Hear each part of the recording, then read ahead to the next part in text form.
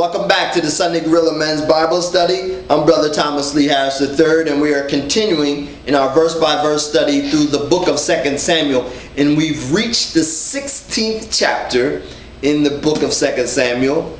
And I just wanted to confirm something, that this isn't a green screen behind me. This is the real deal.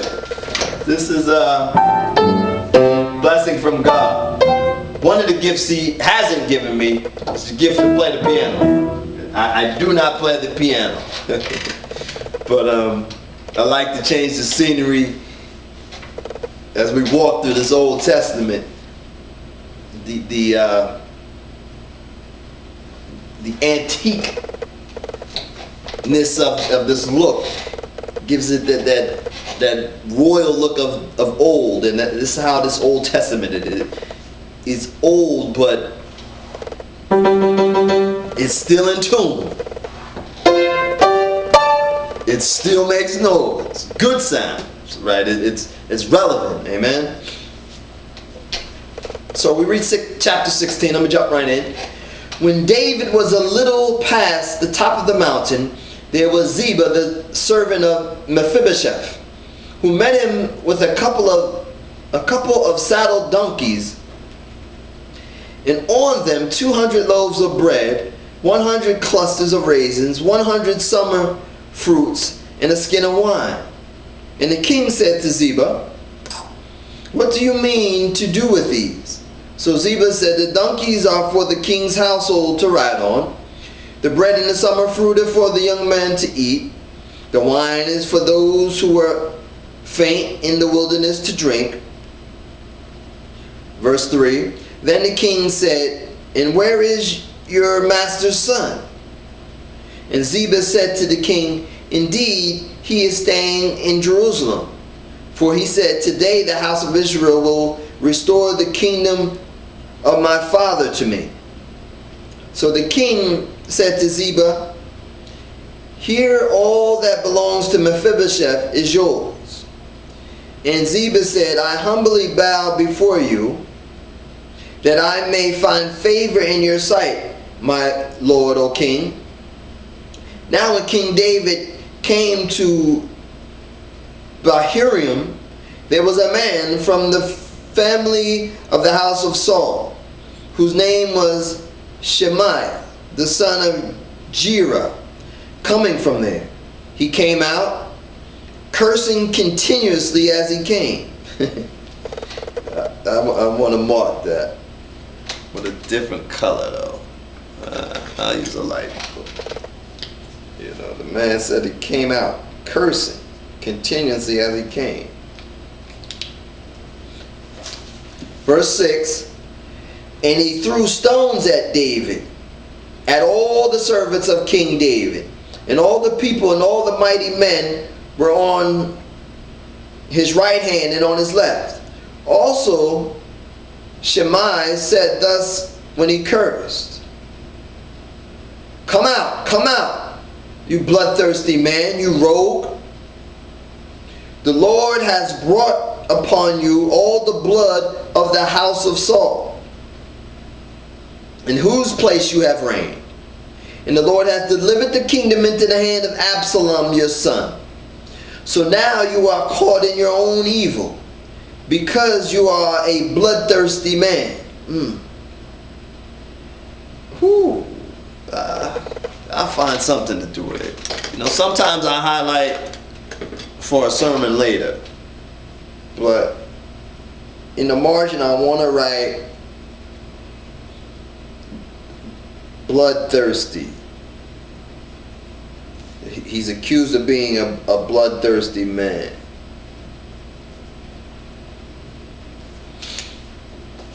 Verse 9, then Abishai, the son of Zeruiah, said to the king, "Why should this dead dog curse my lord the king?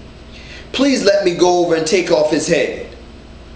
Verse 10, but the king said, "What have I to do with you, you sons of Zeruiah? So let him curse. Because the Lord has said to him, Curse David. Who then shall say, Why have you done so? And David said to Abishai and all his servants, see how my son who came from my own body seeks my life? We're going to highlight that. Wow. Once again, verse 11.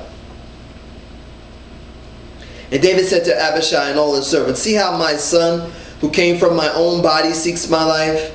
How much more now may this Benjamite? Let him alone.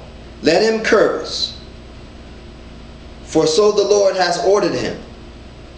It may be that the Lord will look on my affliction, and that the Lord will repay me with good for his cursing this day. And as David and his men went along the road, Shammai went along the hillside opposite him, and cursed as he went, and threw stones at him, and kicked up dust. Now the king and all the people who were with him became weary, so they refreshed themselves there. Meanwhile Absalom and all the people, the men of Israel, came to Jerusalem, and Ahithophel was with him. And so it was when Hushai the Archite, David's friend, came to Absalom, that Hushai said to Absalom, long live the king, long live the king. Verse 17. So Absalom said to Hushai, is this your loyalty to your friend? Why did you not go with your friend? Verse 18. And Hushai said to Absalom, no, but whom the Lord and this people and all the men of Israel choose, his I will be, and with him I will remain. Furthermore, whom should I serve? Should I not serve the presence of his son? As I have served in your father's presence, so will I be in your presence. Then Absalom said to Ahithophel, give advice to me what we should do. And Ahithophel said to Absalom, go to your father's concubines, whom he has left to keep the house, and all Israel will hear that you are abhorred by your father. Then the hands of all who are with you will be strong. Verse 22. So they pitched a tent for Absalom on the top of the house. And Absalom went into his father's concubines in the sight of all Israel. Now the advice of Ahithophel, which he gave in those days, was as if one had inquired as an oracle at the oracles of God. So was the advice of Ahithophel, both with David and with Absalom. Amen. So that concludes the 16th chapter in the book of 2 Samuel. And may the Lord add a blessing to the reading of his word. Amen.